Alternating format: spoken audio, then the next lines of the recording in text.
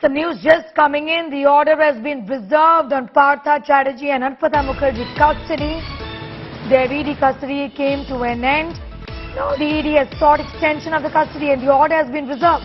ED says there is a specific threat perception in case of Arpita Mukherjee, but there is no threat perception in the case of Partha.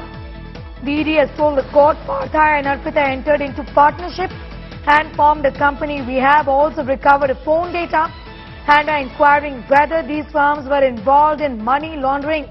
So we request to send them to judicial custody and seek security for Arpita Mukherjee. Surya Agni has more details on that story. Surya Agni, what is the threat perception when it comes to Arpita Mukherjee? What exactly is the ED referring to? Tell us a little more about that.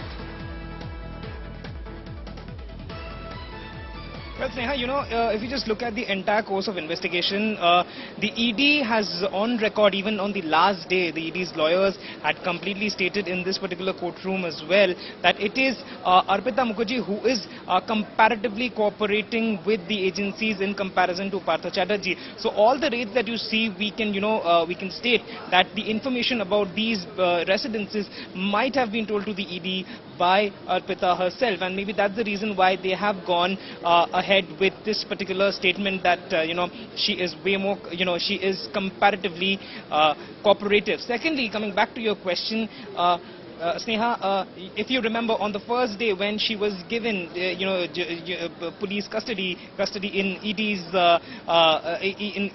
when the custody was given to ED, there was a minor accident with the vehicle that happened while she was being taken from the hospital after her medical to the ED's custody in Salt Lake. Now, citing that, these are the examples which are being taken as a threat perception, and maybe the reason why, behind her, as in Arpita, giving out details might be an issue for a lot of people. That is what ED's sources have been citing, and that is something that ED has clearly mentioned at the court.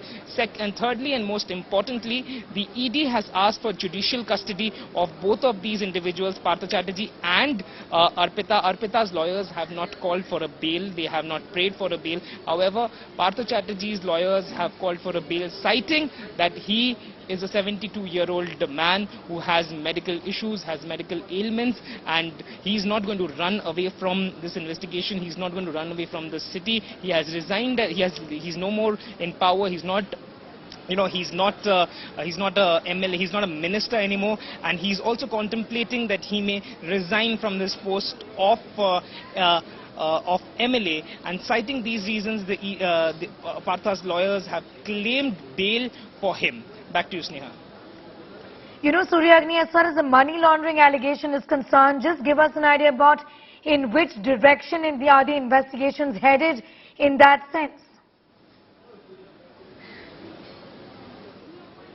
Well, if you look at the entire amount, 49.80 crores were recovered from the premises of Arpita Mukherjee, not of Partha Chatterjee. That is, that is what we have seen in the past 2 weeks of investigation. This is what Partha's lawyers have been citing, that there has been no direct, relation between the money recovered or anything and Partha Chatterjee. It is found on someone else's property. How can Partha Chatterjee be, arrested or accused of this particular money laundering?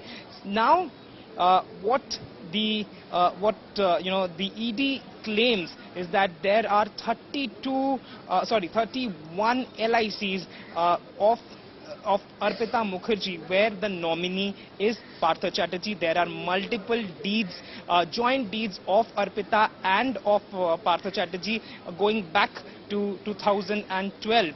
These are the documents that the ED has presented in front of court. Partha's lawyers have cited that these documents that have been submitted, these deeds are not real, and there is nothing between Partha and Arpita, and these documents are forged. And he, once again, they have emphasized, they have importantized on the fact that Partha Chatterjee is someone who's not a minister anymore, and he's not associated with this particular money that has been recovered. And majorly, he's ready, he's contemplating to even resign from his post of MLA.